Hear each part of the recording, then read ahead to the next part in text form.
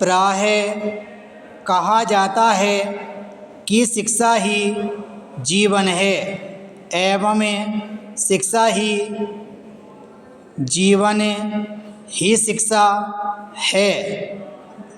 सचमुच किसी भी देश की वास्तविक प्रगति उस देश के नागरिकों की शिक्षा पर निर्भर करती है।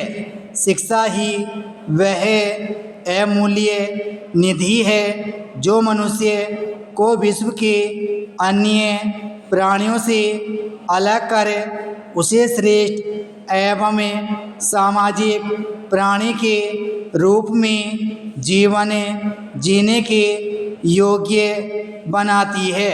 शिक्षा के अभाव में न केवल व्यक्ति का बल्कि पूरे समाज का विकास अवरुद्ध हो जाता है। शिक्षा के इन्हीं महत्वों को देखते हुए भारत सरकार ने सबके लिए शिक्षा को अनिवार्य करने के उद्देश्य से शिक्षा का अधिकार अधिनियम पारित किया है। यह अधिनियम 1 अप्रैल 2010 से पूरे देश में लागू हुआ और इसी के साथ भारत शिक्षा को मौलिक अधिकार का दर्जा देने वाले विश्व के अन्य 135 देशों की सूची में शामिल हो गया। अब भारत सरकार की यह कानूनी ही नहीं बल्कि नैतिक जिम्मेदारी भी बन गई है कि वह राज्य, परिवार और समुदाय की सहायता से देश के सभी 6 से 14 वर्ष तक के बच्चों के लिए मुफ्त एवं अनिवार्य शिक्षा सुनिश्चित करे।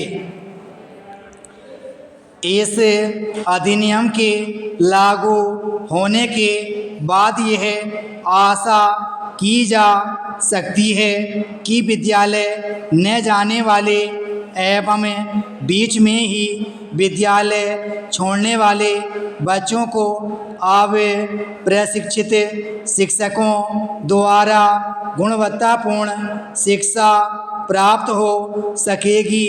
किसी भी देश में शिक्षित नागरिकों का बड़ा महत्व होता है। आर्थिक आवश्यकताओं को पूरा करने के लिए हर स्तर पर जनशक्ति का विकास शिक्षा द्वारा ही होता है। शिक्षा के आधार पर ही अनुसंधान और विकास को बल मिलता है। इस तरह शिक्षा वर्तमान ही नहीं भविष्य के निर्माण का भी सर्वाधिक महत्वपूर्ण साधन है। इन सब दृष्टिकोणों से भी शिक्षा को मौलिक अधिकार बनाने का महत्व स्पष्ट हो जाता है।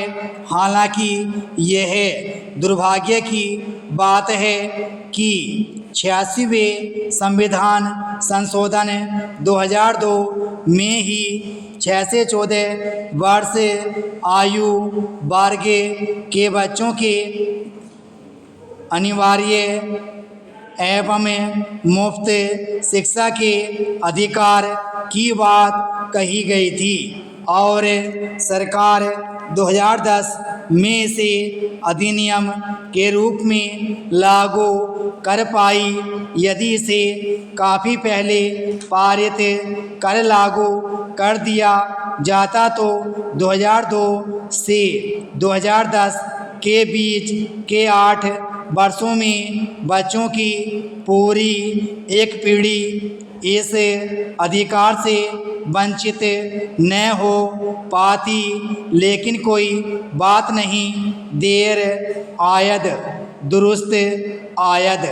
आशा है कि आने वाले समय में इस अधिनियम की सहायता से सबको समान रूप से शिक्षा प्राप्ति के अवसर उपलब्ध होंगे एवं विकास को अपेक्षित गति प्रदान की जा